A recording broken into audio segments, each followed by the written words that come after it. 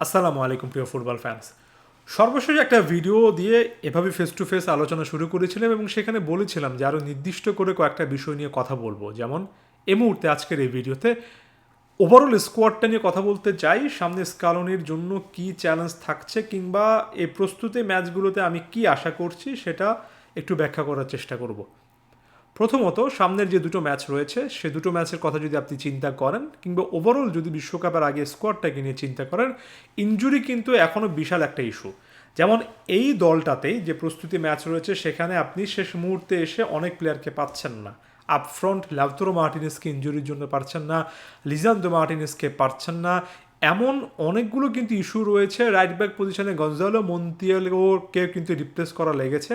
তাই ইনজুরি সংক্রান্ত ইস্যুগুলো প্রত্যেক বড় টুর্নামেন্টের আগে আর্জেন্টিনার জন্য একটা মাথা ব্যথার কারণ হয়, একটা চিন্তার কারণ হয়।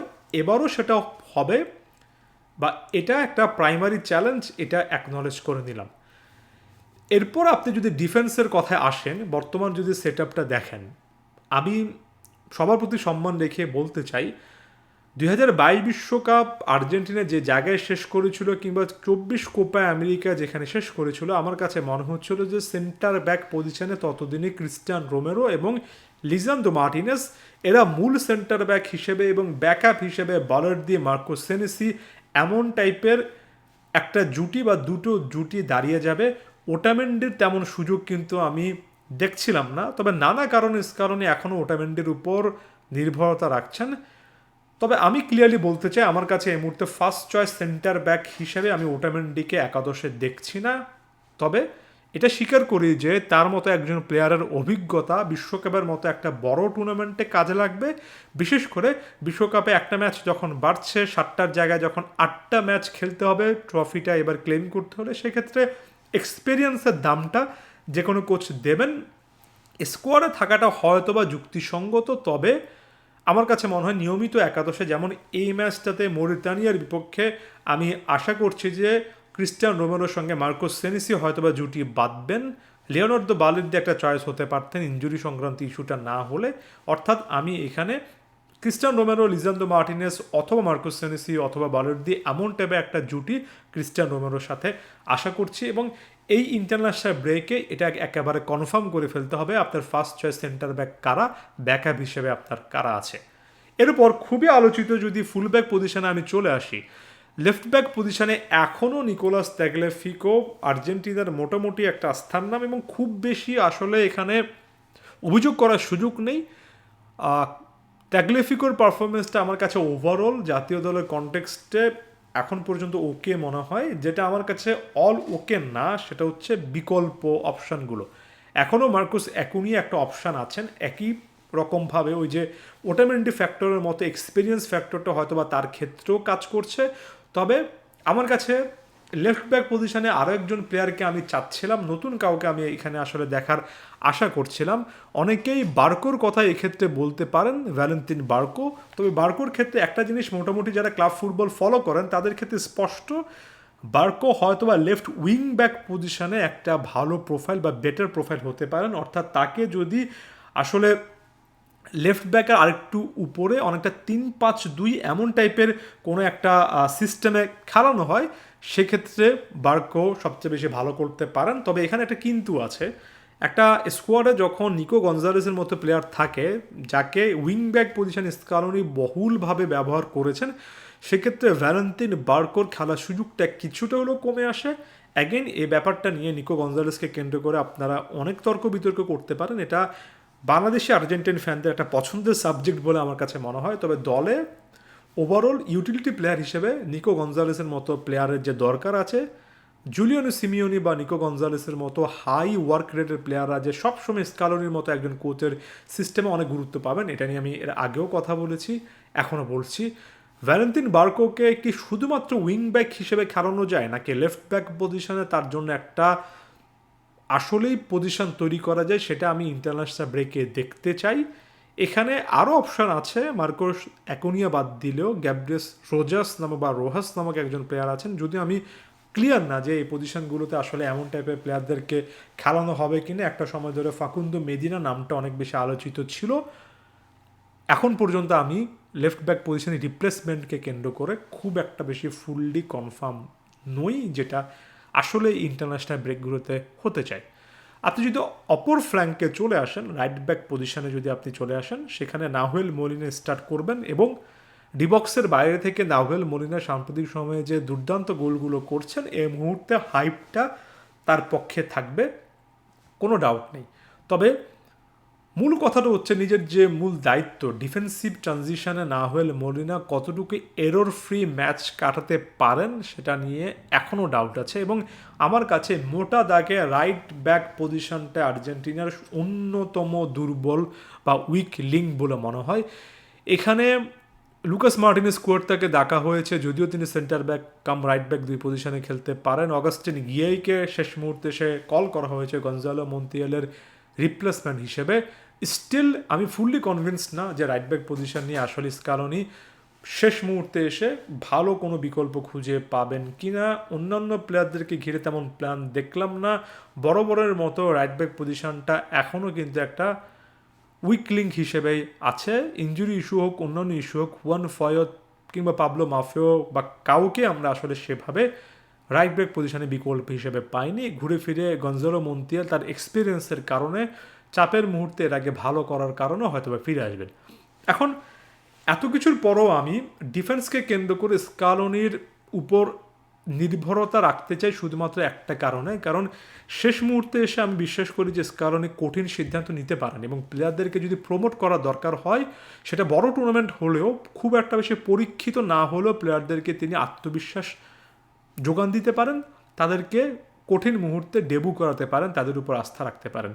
ডিফেন্সে ক্লাসিক্যাল একটা এক্সাম্পল হতে পারে 2021 কোপা আমেরিকার আগে যেভাবে তিনি ক্রিস্টিয়ান রোমেরোকে তুলে এনেছিলেন, যিনি ক্লাব ফুটবলে ভালো খেলা শুরু করেছিলেন, জাতীয় দলে একেবারে নতুন মুখ, তাকে ডিফেন্সে যে বড় রকমের আস্থার জায়গায় তিনি কোপা আমেরিকা পুরো টুর্নামেন্ট জুড়ে রেখেছিলেন। এটাই প্রমাণ করে যে এমন সিচুয়েশানে স্কালোনি যেমন অভিজ্ঞতার দাম দেন, তেমনি দলের প্রয়োজন বুঝে তিনি কিন্তু ইয়াংদেরকে প্রমোটও করতে পারেন। বিশ্বকাপের আগে Enzo Fernandez scenario central defensive মিডফিল্ডে হুলিয়ান আলভারেজের উপর এত বড় একটা আস্থার জায়গা রাখা, এটা প্রমাণ করে স্কালোনি যথেষ্ট অ্যাডাপটিভ মেন্টালিটির একজন কোচ। তাই কোনো ফাঁক ফোকর থাকলে তিনি শেষ মুহূর্তে সেই ইয়াংস্টার প্লেয়ারদেরকে যদি প্রমোট করার দরকার হয় করবেন বলে আমি এখনও আশা করি। যে একটা পজিশন নিয়ে আমরা খুব একটা বেশি কথা বলি না যদি ডিফেন্সে একটু সামনে আসি, সেটা হচ্ছে ডিফেন্সিভ মিডফিল্ড। আর্জেন্টিনার ডিফেন্সিভ মিডফিল্ডার হিসেবে যে প্লেয়ারটা খেলেন, যেহেতু আর্জেন্টিনা ছোট ছোট পাসের ট্যাঙ্গো স্টাইলে ফুটবল খেলে, ছোট ছোট পাসে বিল্ড আপ করে তারপর দ্রুত আক্রমণে ওঠে, এক্ষেত্রে ডিফেন্সিভ মিডফিল্ডার একেবারে অবিচ্ছেদ্য একটা অংশ। ডিফেন্সিভ মিডফিল্ডার কতটা ভালো করতে পারেন সেটার সবচেয়ে লেটেস্ট এক্সাম্পল, বারবার করে বলি 2024 কোপা আমেরিকার যদি আপনি ফাইনালের গোলটার কথা চিন্তা করেন, লিয়ান্দ্রো পারাদেসের একটা অসাধারণ ট্যাকেল থেকে বলটা উইন করা, সেখান থেকে লো চেলসো থ্রুতে লাউতারো মার্টিনেজের উদ্দেশ্যে আসা, অর্থাৎ আর্জেন্টিনার আক্রমণের সূচনা, বল রিকভারি থেকে শুরু করে প্রথম পাঁচটা খেলা, ডিপ লাইন প্লে মেকিংয়ের ক্লাসিক্যাল এক্সাম্পলগুলো আপনারা খুঁজে পাবেন। লিয়ান্দ্রো পারাদেসের ওই পজিশনটা এবারও বিশ্বকাপে ক্রুশাল একটা ব্যাপার হচ্ছে। এখানে লিয়ান্দ্রো পারাদেস নাকি এনজো ফার্নান্দেজ 22 বিশ্বকাপে যিনি কিনা পারাদেসকে রিপ্লেস করেছিলেন, এই জায়গাতে আসলে বিকল্প আছে কিনা, এখানে এখন পর্যন্ত ফার্স্ট চয়েস হিসেবে কাউকে এস্টাবলিশ করা গিয়েছে কিনা, পারাদেস এখনও তার সেরা ফর্মে আছেন কিনা, এজিকিউল প্যালাসিওসের মতো প্লেয়ার আছেন যিনি কিনা বছরের পর বছর পারফরমেন্স করে যাচ্ছেন, তাকে কাজে লাগানো যায় কিনা, এমন অনেক ইকুয়েশন আছে defensive মিডফিল্ডে।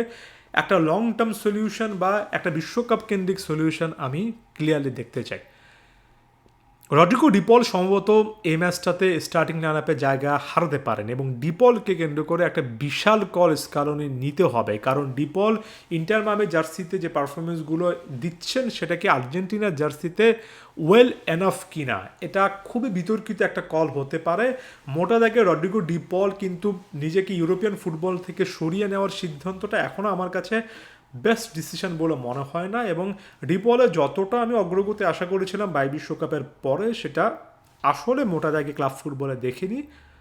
Having said that, Rodrygo ডিপল ক্লাব ফুটবলে একরকম, জাতীয় দলে আসলে আবার আরেক রকম। অ্যাগেইন বিশাল একটা কল স্কালোনির কিন্তু এখানে মেক করতে হবে। আমরা শুধুমাত্র রাইট ব্যাক এবং লেফট ব্যাক দুই ফ্ল্যাঙ্কের ডিফেন্সিভ পজিশন নিয়ে যখন আলোচনা করি তখন আমরা অপর ফ্ল্যাঙ্কে গিয়ে অ্যাটাকিং পজিশনগুলি নিয়ে তেমন কথাবার্তা বলি না। আর্জেন্টিনা উইং বেসড ফুটবল খেলা না, আমি ফুটবল ফ্ল্যাগে বারবার করে বলে এসেছি যে আর্জেন্টিনা উইং বেস সিস্টেমের দল না, আর্জেন্টিনা নাম্বার 10 বেস দল। এবারে বিশ্বকাপে লিওনেল মেসিকে কেন্দ্র করে আর্জেন্টিনা নাম্বার 10 বা একজন প্লে মেকারের উপর ডিপেন্ডেন্ট থেকে একটা দল তৈরি করবে। বাট তারপরেও উইংয়ে যখন ডিমারিয়ার মতো একজন প্লেয়ার ছিলেন যিনি কিনা রাইট উইংয়ে দুর্দান্ত, যিনি কিনা বিশ্বকাপের ফাইনালের মতো একটা মুহূর্তে এসে একেবারে উইং চেঞ্জ করে লেফট উইংয়ে চলে যেতে পারেন, সেখানেও অসাধারণ পারফরমেন্স দিতে পারেন। সেখানে উইংয়ে আপনার কাছে আসলে কেমন অপশান আছে, আদৌ অপশান আছে কি না, বিশাল প্রশ্ন। থিয়াগো আলমাদা বলেন, ফ্রাঙ্কো মাস্তান্তুনো বলেন, নিকো পাস বলেন, সবাই খুবই ভালো ফুটবলার, কোনো ডাউট নেই, খুবই গিফটেড ফুটবলার। এই মুহূর্তে আপনি জিয়ানলুকা প্রিস্তিয়ানির কথাও বলতে পারেন। এই প্লেয়াররা অবশ্যই এক্সাইটিং, তবে তারা প্রপার উইং প্রোফাইল কিনা, তারা আসলে আনহেল ডিমারিয়া প্রোফাইল কিনা, যেমন মাতিয়াস সুলে সেই প্রোফাইলটা হতে পারতেন। আর্জেন্টিনার কাছে সে অপশান আসলে আছে কিনা, ভ্যালেন্টিন কার্বোনিও হয়তো হতে পারতেন। তবে একটা বিশ্বকাপ থেকে আরেকটা বিশ্বকাপ আসতে উইংয়ে আর্জেন্টিনা দিন শেষে এক্সপ্লোসিভ পেসের কোনো প্লেয়ারকে খুঁজে পেয়েছে কিনা, এই জায়গায় এসে উত্তরটা কিন্তু খুব একটা বেশি পক্ষে আসে না। গার্নাচো বলেন, আপনি অ্যাচেভিলি টাইপের ফুটবলার বলেন, অনেক নাম কিন্তু আমরা দেখেছি।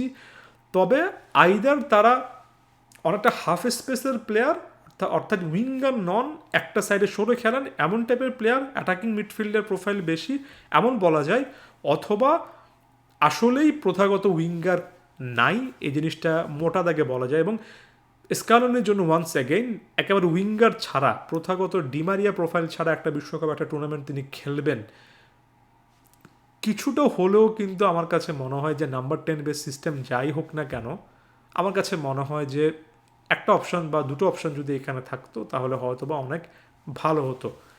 আমি এবার একেবারে ফাইনাল ধারে চলে যাই, তার আগে একটু করে বলে নিই, নিকো পাজের মতো একজন প্লেয়ারকে আমি চাই যে এই দলটাতে এস্টাবলিশড হন।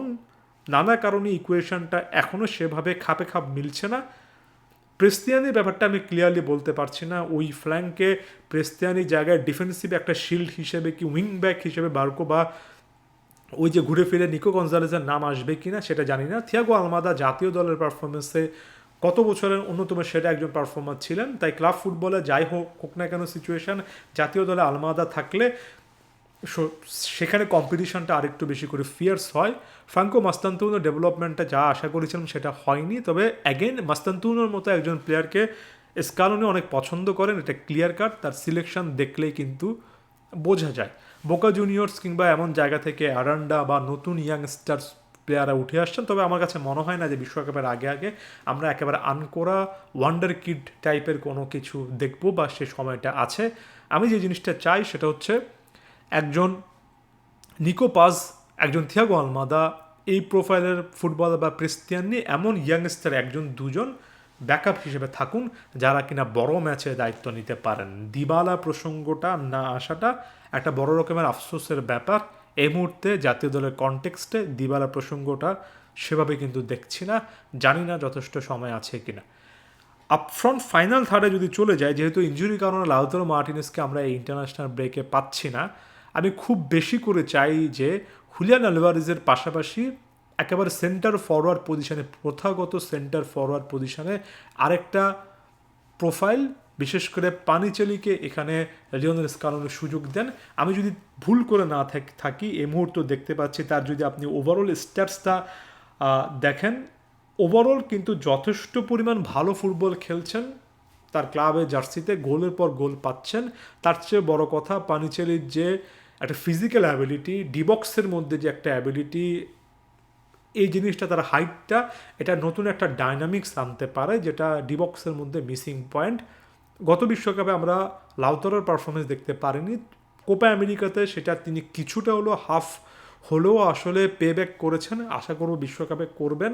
আলভারেজের কাছ থেকে জাতীয় দলে বরাবরের মতো আরও একটা 22 বিশ্বকাপের রেপ্লিকে পারফরমেন্স চাই। তবে একই সঙ্গে থার্ড স্ট্রাইকার হিসেবে এখানে যে একটা প্রোফাইল আছে সেটাও বলতে চাই।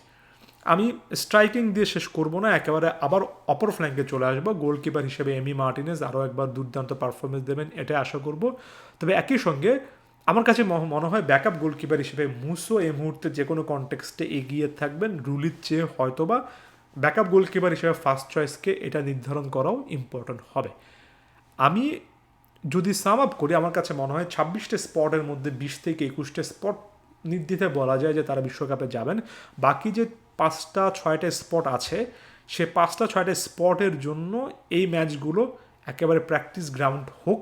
এখানে রেজাল্টের দিকে না গিয়ে দলের কম্বিনেশন এবং যারা সুযোগ পাচ্ছে না তাদেরকে আসলে একটা পরীক্ষামূলক সুযোগ দেওয়া হোক, এটাই আশা করব। লিওনেল স্কালোনি মাঠের মধ্যে সেটা কতটুকু আসলে বাস্তবায়ন করবেন সেটা এখন দেখার বিষয়। আপনাদের মন্তব্য অনেক গুরুত্বপূর্ণ, অবশ্যই জানাবেন। ধন্যবাদ সবাইকে।